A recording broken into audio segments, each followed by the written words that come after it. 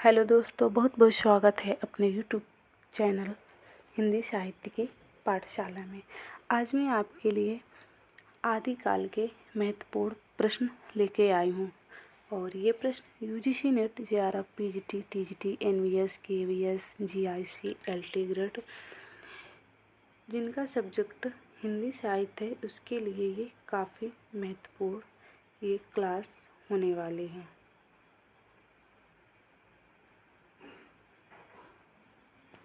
तो आज हम आदिकाल के महत्वपूर्ण प्रश्न सॉल्व करेंगे और वो भी हम लोग वन लाइनर, क्योंकि वन लाइनर से काफ़ी क्वेश्चन हल करने में आसानी रहती है। और अगर आप एग्ज़ाम हॉल में बैठे होते हैं तो आपको अगर वन लाइनर क्वेश्चन देख के गए हैं तो आपको तुरंत वहाँ चूज़ करने में बहुत आसानी रहती है। आपको पता है कि इसका आंसर यही होगा। तो चलते हैं, शुरुआत करते हैं।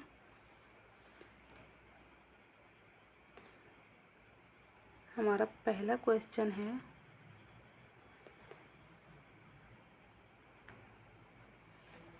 कीर्तिलता किस भाषा की रचना है।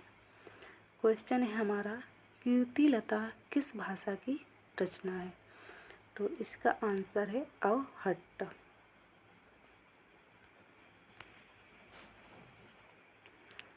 फिर अगला क्वेश्चन है,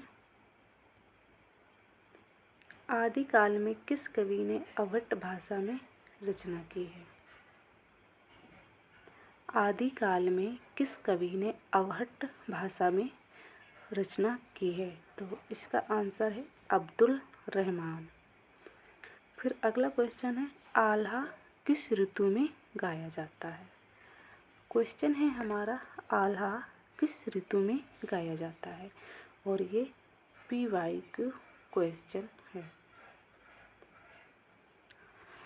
आल्हा किस ऋतु में गाया जाता है, तो इसका आंसर है वर्षा ऋतु में गाया जाता है।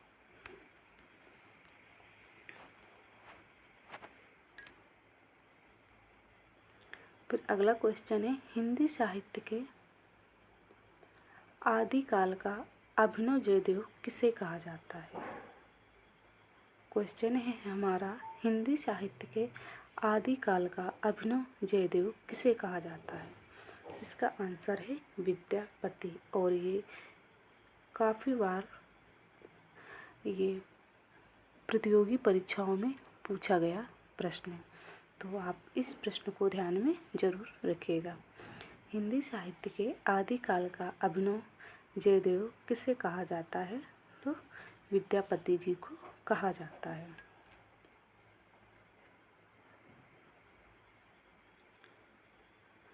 अगला क्वेश्चन है, आचार्य रामचंद्र शुक्ल जी के अनुसार हिंदी साहित्य का आविर्भाव कब से माना जाता है।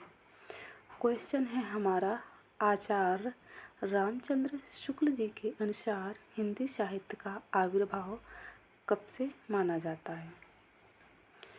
तो इसका आंसर है प्राकृत की अंतिम अपभ्रंश अवस्था से। और ये क्वेश्चन शुक्ल जी की पुस्तक से ये क्वेश्चन हमने बनाया हुआ है, तो आप इसको ध्यान में ज़रूर रखिएगा क्योंकि ये महत्वपूर्ण क्वेश्चन है।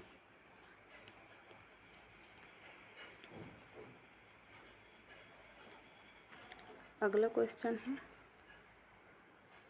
अपभ्रंश के प्रथम महाकवि कौन है। अपभ्रंश के प्रथम महाकवि कौन है, स्वयंभू हैं।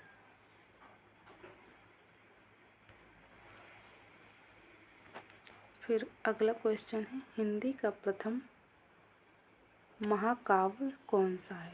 हिंदी का प्रथम महाकाव्य कौन सा है, पृथ्वीराज रासो।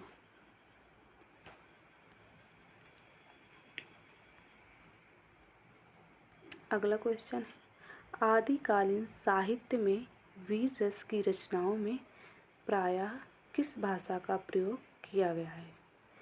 इम्पोर्टेंट क्वेश्चन है। आदिकालीन साहित्य में वीर रस की रचनाओं में प्रायः किस भाषा का प्रयोग किया गया है? इसका आंसर है डिंगल।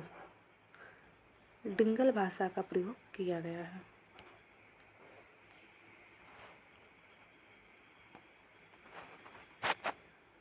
अगला क्वेश्चन है, शब्दानुशासन के लेखक कौन हैं? क्वेश्चन है हमारा, शब्दानुशासन के लेखक कौन हैं? इसका आंसर है हेमचंद्र। फिर अगला क्वेश्चन है, खालिक बारी किसकी रचना है? क्वेश्चन है हमारा, खालिक बारी किसकी रचना है? इसका आंसर है अमीर खुसरो।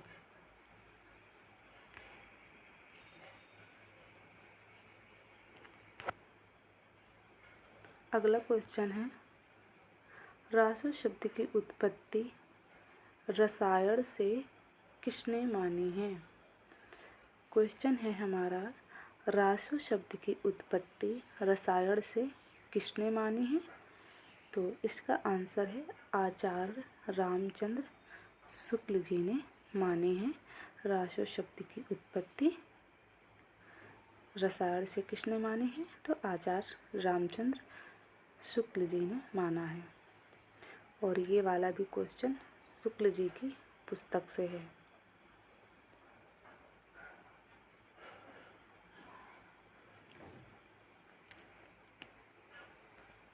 ये हो गए आदिकाल के महत्वपूर्ण क्वेश्चन और ये सभी प्रतियोगी परीक्षाओं के लिए काफ़ी महत्वपूर्ण ये प्रश्न हैं। तो आप इन प्रश्नों को ध्यान में ज़रूर रखिएगा, क्योंकि ये काफ़ी महत्वपूर्ण प्रश्न है। अगर आप हमारे चैनल पर पहली बार आए हैं तो चैनल को सब्सक्राइब और वीडियो को लाइक शेयर ज़रूर करें, ताकि आपको ऐसे ही वीडियो देखने को मिलती रहे। इसके पहले हमने काफ़ी क्लास ली हुई हैं, जैसे कामायनी के 15 सर्ग, और हमारे यूजीसी नेट के पाठ्यक्रम में यूनिट 8 आता है हिंदी नाटक। तो हमने उसके बारे में डिस्कस किया हुआ है कि हिंदी नाटक एवं नाटककार। और फिर इसके बाद में यूनिट 6 जो हमारे यूजीसी नेट के पाठ्यक्रम में लगा हुआ है, हिंदी उपन्यास एवं उपन्यासकार। अगर आपने ये क्लासेस नहीं देखी हैं तो आप जाके देख सकती हैं। और इसके बाद में हिंदी साहित्य के महत्वपूर्ण प्रश्नों को हमने कवर किया हुआ है, आप जाके देख सकते हैं। और ये आज हमने क्या देखा है, आदिकाल के महत्वपूर्ण प्रश्न। अब मिलते हैं एक नए टॉपिक के साथ। जब तक आप अपना ध्यान रखिए, पढ़ाई करिए, क्योंकि फिर से हमारा दिसंबर में एग्ज़ाम होने वाला है। तो आपके पास ज़्यादा समय नहीं है और आप अच्छे से अभी से तैयारी करिए, तभी आपको सफलता मिलेगी। मिलते हैं एक नए टॉपिक के साथ।